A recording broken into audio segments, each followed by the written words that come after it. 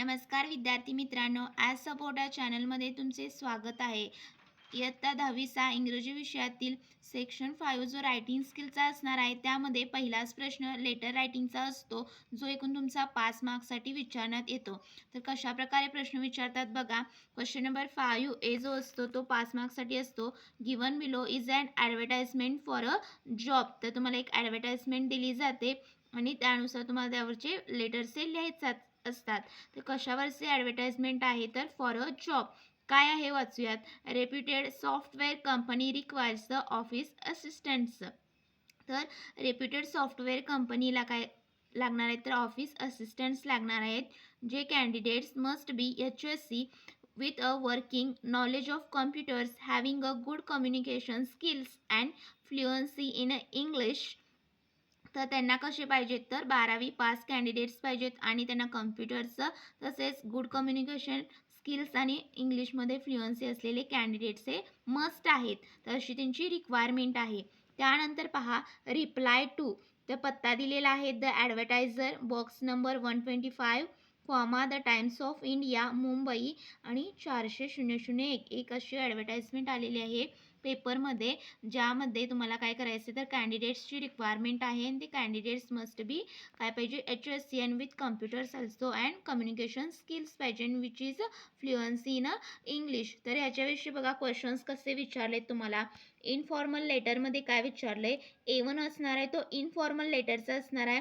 या दोन्हीपैकी तुम्हाला एक कोणताही क्वेश्चन सोडवायचा आहे. A1 और A2 हा ऑरला असणार आहे. A1 किंवा A2 यामधील तुम्ही कोणताही एक सोडवू शकता. तर पहिला जो आहे तो पहा informal letter. Write a letter to your mother telling her of your interest in the job mentioned in the advertisement and what you intend to do. त्यानंतर पहा फॉर्मल लेटर काय असणार आहे. Write a letter to the address given in the advertisement applying for the post. तर तुम्ही या पोस्टला apply करत आहात यासाठी तुम्हाला फॉर्मल लेटर लिहायचं आहे. तर आपण सेकंड वन जे आहे फॉर्मल लेटर ते कसं लिहिलं आहे ते पाहणार आहोत आणि तुम्ही एक्झाममध्ये हेच लेटर लिहून तुम्ही पैकीच्या पैकी मार्क्स हे मिळवू शकता. तर सर्वात आधी सर्वप्रथम विद्यार्थी मित्रांनो तुम्हाला तुमचा ॲड्रेस लिहायचा आहे. सेंडर ॲड्रेस तर रवी शर्मा 101 शिवाजीनगर पुणे 411-050. त्यानंतर डेट लिहायला विसरायचे नाही आणि डेटचा हाच करेक्ट फॉर्मॅट आहे. जर तुम्ही 25-02-2026 असं जर लिहिला तर तिथं 0 मार्क्स तुम्हाला मिळणार आहेत.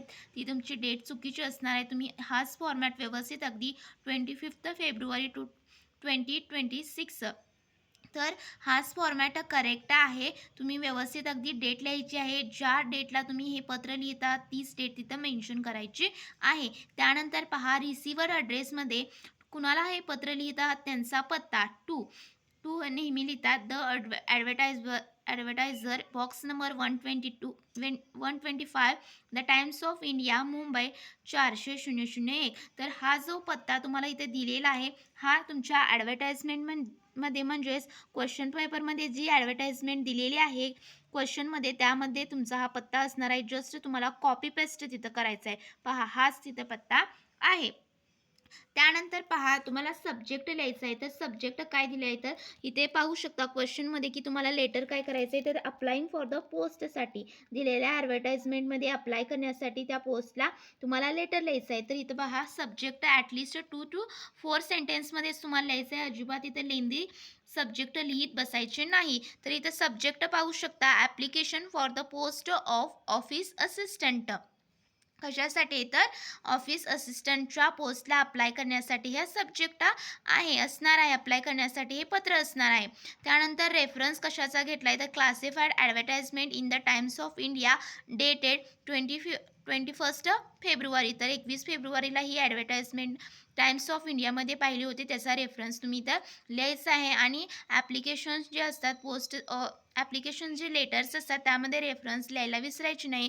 जर तुम्ही sender's address receiver address subject आणि रेफरन्स हे व्यवस्थित अगदी लिहिला फॉर्मॅटनुसार डेट ते लिहायला विसरायची नाही तर यासाठी तुम्हाला किती 1 मार्क्स असणार आहे. आणि जर तुम्ही एवढंच पेपरमध्ये लिहिला तर तुम्हाला फक्त 1च मार्क्स मिळणार आहे.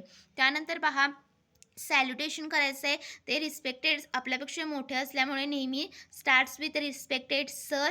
आणि त्यानंतर पहा की आपल्याला ॲटलीस्ट 7 to 8 लाईन्समध्ये ते पत्र लिहायचं आहे. तर काय आहे बॉडी पत्राची पाहूयात.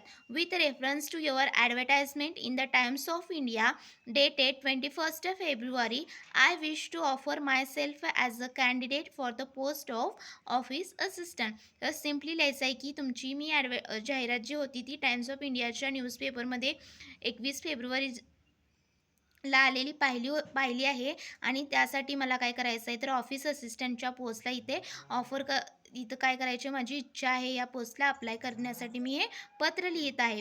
तर I have passed the HSC in commerce with 68% and I am fluent in English. तर काय लिहायचं आहे तुमचं 12वीचे तुम्ही कशातून तुम्ही 12वी कॉमर्स आर्ट्स सायन्स जे काय असेल ते लिहायचं आहे आणि त्याचं पर्सेंटेज आणि मी काय आहे तर इंग्लिशमध्ये फ्लुएंट आहे. I also have a good communication skills too. तर माझं काय आहे तर गुड कम्युनिकेशन स्किलसुद्धा चांगलं आहे. आणि त्यानंतर पहा I have also done a 3 months course in computers from ARPLE and have a knowledge of Word and Word Excel. तर माझं कम्प्युटरमध्ये देखील काय झालं आहे 3 मंथचं कोर्स झालेला आहे. कुठून ARPLE आणि मला काय आहे तर वर्ड आणि वर्ड एक्सेलविषयी ज्ञान आहे. तर इथं काय दिलेलं आहे पहा ॲडव्हर्टाइजमेंटमध्ये. तर तुम्हाला त्यांनी काय रिक्वायरमेंट्स सांगितलेले तर candidates must be HSC and with a working knowledge of computers and having a good communication skills and fluency in English. with the use of these regarding points you should use the all the requirements. आणि तुम्हाला काय करायचं आहे तर तुम्हाला ते जे तुम्हाला ॲडव्हर्टाइजमेंटमध्ये दिलेले आहे की त्यांचे रिक्वायरमेंट्स काय ते फुलफिल करणारेच तुम्हाला सेंटेन्स तुमचे लिहायचे आहेत. तुम्ही त्या पोस्टला कसं इलिजिबल आहात हे त्या पत्रामध्ये तुम्हाला लिहायचं आहे. तर तुम्ही कुणाला ॲडव्हर्टाइजला हे पत्र लिहित आहात त्यामुळे तुम्ही काय काय केलेलं आहे. तुम्ही कम्प्युटरचा कोर्स केलेला आहे, कुठून केलेला आहे आणि तुम्हाला कशाचं नॉलेज आहे हे देखील त्यामध्ये मेन्शन असलं पाहिजे. त्यानंतर पहा I have a dynamic personality and I am a person of vision. तर काय सांगायचं तर मी तुमच्याविषयी लिहायचं आहे की तुमच्याविषयी तुमची कशी डायनॅमिक पर्सनॅलिटी आहे. आणि त्यानंतर काय आहे तर and I am a person of a vision. त्यानंतर काय करायचं आहे तर मी चैतन्यपूर्ण अशी माझी व्यक्तिमत्व आहे आणि I am a person of a vision. I do hope that you will be consider me for suitable for the post. तर मी आशा करतो की या पोस्टसाठी मी सुटेबल आहे असे मी समजतो. And I am also submitting photocopies of HSC results and certificate. I hope they meet your requirements. तर मी ह्याच्यासोबत ह्या पत्रासोबत काय करायचं आहे तर माझे 12वीचं रिझल्टचं एक फोटोकॉपी आणि जे मी सर्टिफिकेट्स ARPLE मधून जो कोर्स केलेला आहे त्याचे सर्टिफिकेटची देखील कॉपी मी काय करत आहे देत आहे. आणि I hope they meet your requirements. तर अशा प्रकारे तुम्हाला व्यवस्थित अगदी फॉर्मल लेटर असल्यामुळे टू दी पॉईंट तुम्ही काय केलं आहात, तुम्ही कुठून 12वी पास केला आहात, कॉमर्समधून की आर्ट्समधून की सायन्समधून, तुमचे पर्सेंटेज किती आहेत, तुमच्याकडे कोणते स्किल्स आहेत. तर अगदी व्यवस्थित तुम्हाला 7 ते 8 ओळीत व्यवस्थित जर तुम्ही ते लिहिला तर हे तुम्हाला बॉडीला अगदी जास्त मार्क्स आहेत. किती 1.5 मार्क्स हे बॉडीला असल्यामुळे सॅल्युटेशन बॉडी लिहायला अजिबात इथे कंटाळा करायचा नाही. 7 ते 8 ओळीत व्यवस्थित ग्रॅमॅटिकली करेक्ट सेंटेन्सनं हे तुम्हाला व्यवस्थित साध्या ओळीत तुम्हाला लिहायचं आहे. त्यानंतर युअर्स ट्रूली रवी शर्मा तुमचं नाव लिहायचं आहे आणि इन्क्लोजर्स म्हणजे तुम्ही काय काय दिलं आहात पत्रासोबत तर HSC रिझल्ट फोटोकॉपी आणि सर्टिफिकेट फोटोकॉपी तर ह्याच्यासोबत तुम्ही जोडलेला आहात ते देखील तुम्ही लिहायला विसरायचं नाही. तर अशा प्रकारे ॲप्लिकेशन लेटर्स हे तुमच्या 10वीच्या बोर्डाच्या परीक्षेत येऊ शकतं. त्यामुळे तुम्ही इथे 1.5 मार्क्स बॉडीसाठी असणार आहे. त्यानंतर 1 मार्क्स तुमचा ॲड्रेस, त्यानंतर रिसिव्हर ॲड्रेस, सेंडर ॲड्रेस यासाठी एकूण सब्जेक्ट यासाठी 1 मार्क्स असणार आहे. तर एकूण किती 2.5 मार्क्स झाला आणि राहिलेले जो मार्क्स असणार आहे 2.5 मार्क तो तुमचं प्रेझेंटेशन व्यवस्थित फॉर्मॅटनुसार आहे का, ग्रॅमॅटिकल ग्रॅमॅटिकल करेक्टच सेंटेन्स असले पाहिजे, कुठेही करेक्शन असता कामा नाही, व्यवस्थितच अगदी करायचं आहे. आणि करेक्टच तुम्हाला ग्रॅमॅटिकली सेंटेन्स हे करेक्ट करून लिहायचे आहेत. त्यासाठी तुमचं कसं प्रेझेंटेशन आहे तुम्ही पत्ता ते तुमचा अजिबात जो तुमचा खरा पत्ता आहे अजिबात यामध्ये लिहायचं नाही, जो इमॅजिनरी पत्ता लिहायचा आहे यामध्ये. आणि तुम्ही व्यवस्थित अगदी हा फॉर्मल लेटर हाच फॉर्मॅट तुम्हाला फॉलो करायचा आहे बोर्डाच्या परीक्षेत. तर व्हिडिओ आवडल्यास नक्की लाईक करा. Thank you so much.